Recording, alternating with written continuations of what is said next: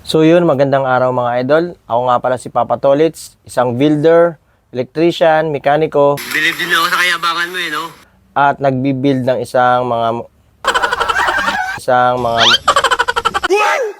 at nagbi-build ng mga motor.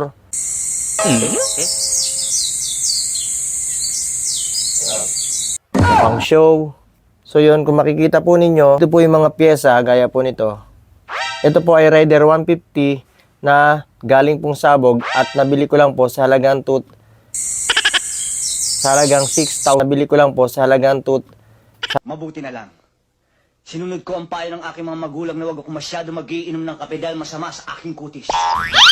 So yun, ito po ay ating bubuuin at ipakikita ko po sa inyo kung paano ko siya bubuo. At ipakikita ko po sa inyo kung paano ko siya buuin. At ipakikita ko po sa inyo kung paano ko siya buuin. Ano sinasabi mo? Halagang 6,000. Sa halagang 6,000.